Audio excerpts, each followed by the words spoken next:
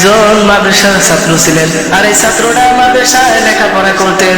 সেই সময়ের মধ্যে স্কুলের এক ছাত্রী তাকে অনেক পছন্দ করতেন, আর পছন্দ করতে করতে তাকে কিছুদিন ধরে অনেক ডিস্টার্ব করতেন। আর সেই মাদ্রাসার ছেলেটাকে বলল, ও মাদ্রাসার ছাত্র, তুমি শুনে নাও, আমি তোমাকে অনেক ভালো পাই।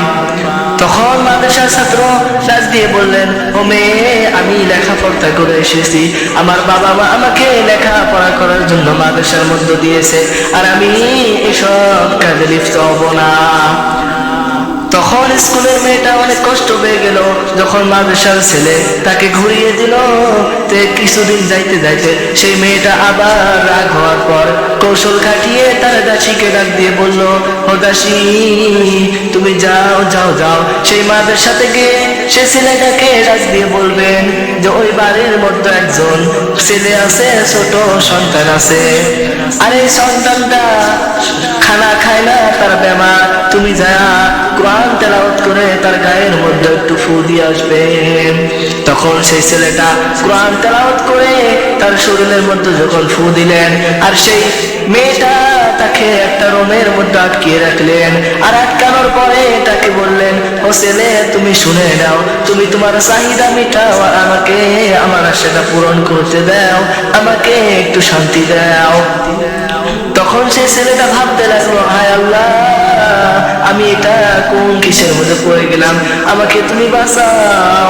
তখন আল্লাহ তাআলা রব্বুল আলামিন তার মাথার মধ্যে একটা বুদ্ধি দিয়ে দিল, আর সে মেয়েটাকে বলতে লাগলো, ও মেয়ে, তুমি আমার সাথে খারাপ কাজ করবে, কিন্তু আমাকে আগে বাথরুমে যাইতে দাও, আমার অনেক বাথরুম পাইছে।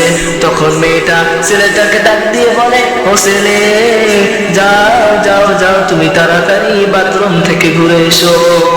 তখন সেই ছেলেটা বাথরুমের মধ্যে দিয়ে, বাথরুমের যে কাদা মাটি আছে, কাদা পানি সবকিছু তার গায়ের মধ্যে নোংরা পানিগুলো লাগানোর পরে সে বাথরুম থেকে যখন বাহির হয়ে আসলেন, সে মেয়েটা বললেন, ও মাদ্রাসার ছেলে, যাও যাও যাও, তোমার মতো লেত্রা সওয়ার আমার দরকার নাই। তখন মাদ্রাসার ছেলেটা অনেক খুশি হয়ে সে মেয়েটার কাছ থেকে মাদ্রাসার দিকে রওনা দিলেন, আর মাদ্রাসার দিকে রওনা দেওয়ার পরে সে যায় ভালোভাবে গোসল করে ক্লাসে বসলেন। আর তারপরের দিন হুজুর সবাইকে ডাক দিয়ে বলে, ও ছাত্ররা, তোমরা শুনে নাও, তোমাদের এখানে সবাইকে আমি দেখবো কে এত সুন্দর আতর লাগিয়ে এসেছেন, বাসনা করে কেন এত সুন্দর।